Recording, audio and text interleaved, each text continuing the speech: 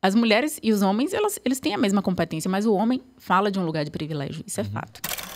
Bom dia, boa tarde, boa noite. Eu me chamo Fabiano Lacerda e você está no Contras Fluxo. Hoje, mais uma vez, eu vou conversar com alguém que eu amo para responder a seguinte pergunta. Será que existe trabalho digno no Brasil?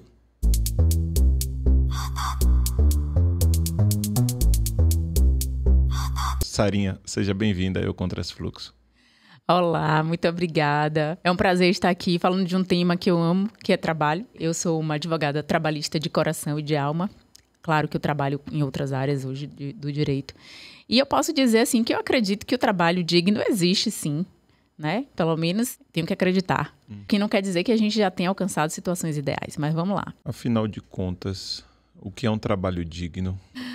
Ai, por quê, né? Por que dessa pergunta? Porque a Constituição da República Federativa do Brasil estabelece o direito ao trabalho, mas não simplesmente ao trabalho, direito ao trabalho digno.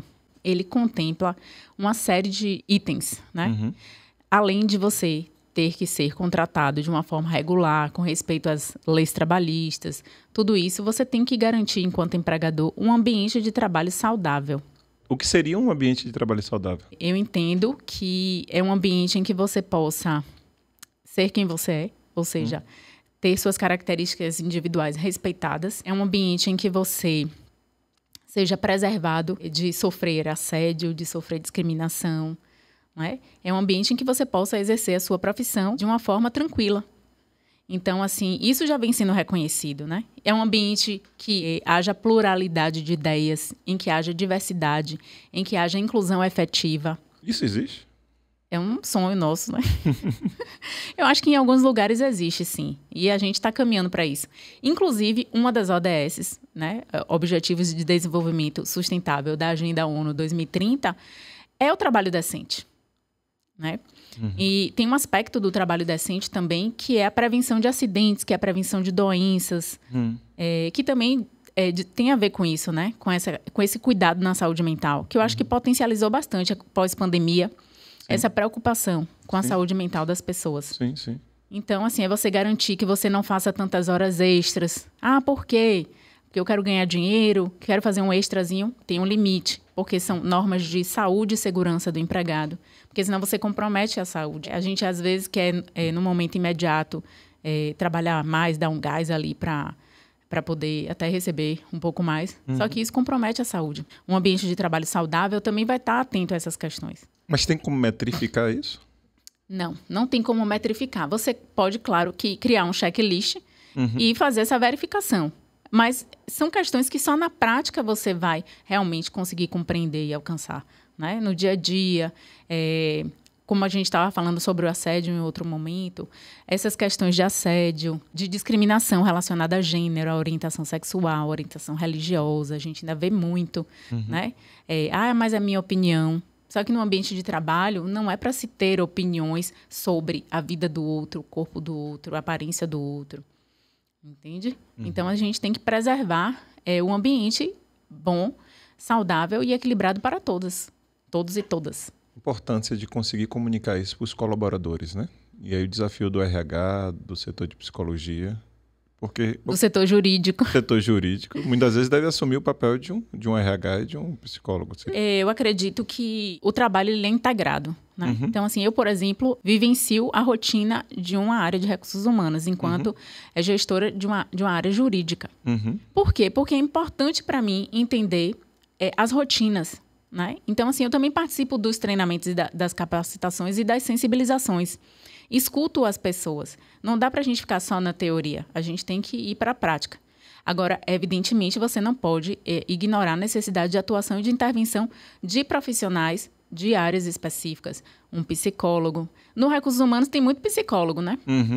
Mas só que não é psicólogo dos empregados, que também é necessário fazer essa diferenciação. Sim. Muitas vezes, por exemplo, eu, enquanto advogada, sou procurada para uma escuta, mas eu sou advogada da empresa. Então, existem limites do que eu posso escutar, né? Quer dizer, eu posso até escutar, mas eu vou escutar e vou tratar. Dentro da perspectiva de uma advogada da empresa. E isso tem que ficar claro também.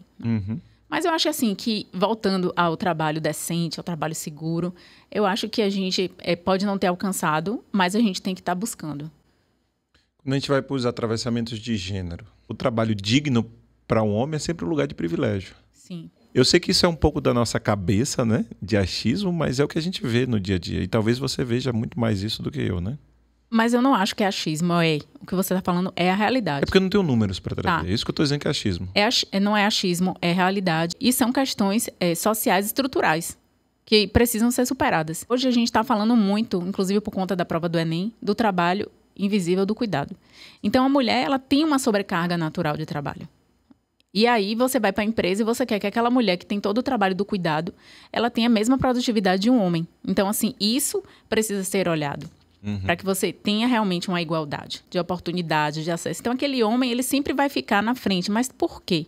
Existem fatores ali que estão contribuindo? Então, isso é que precisa ser olhado. E a gente está vendo leis para poder equilibrar isso. Então, as mulheres e os homens, eles têm a mesma competência, mas o homem fala de um lugar de privilégio. Isso é fato. Né? Então, a gente ainda está caminhando para mudar essa realidade. Numericamente, eu acho que é quase que igual, né? Pouca diferença nos últimos dados do IBGE. Acho que é 52% de mulher.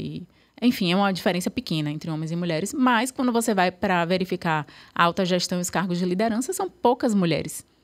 Então, assim, não faz sentido, né? Se não fosse justamente a existência desse outro tipo de trabalho. A maternidade, ela é olhada dessa forma. Como se você fosse dar um prejuízo para a empresa. Mas a questão da maternidade, ela precisa ser vista, não só da maternidade, da parentalidade, de uma forma coletiva. Sim. Né? Então, enquanto empregador, tem que se ter esse entendimento, esse olhar, essa compreensão. Então, assim, por isso que as normas e as políticas, elas têm que chegar junto para isso. E isso também é garantir um trabalho decente.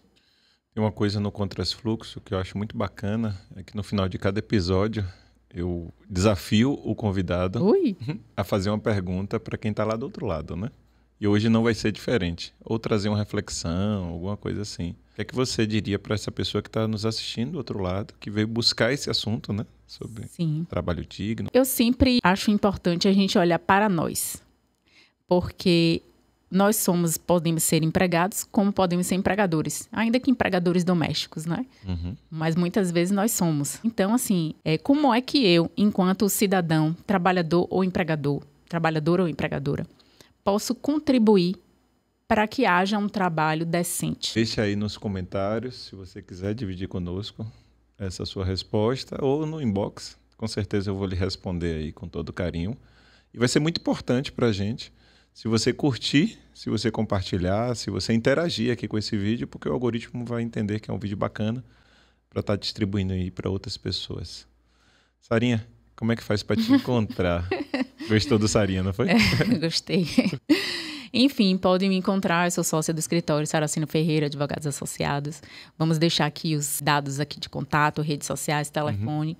Então, e fiquem à vontade também para me acessar através das redes sociais. Enfim, é isso aí. Muito bom. Obrigada mais uma vez.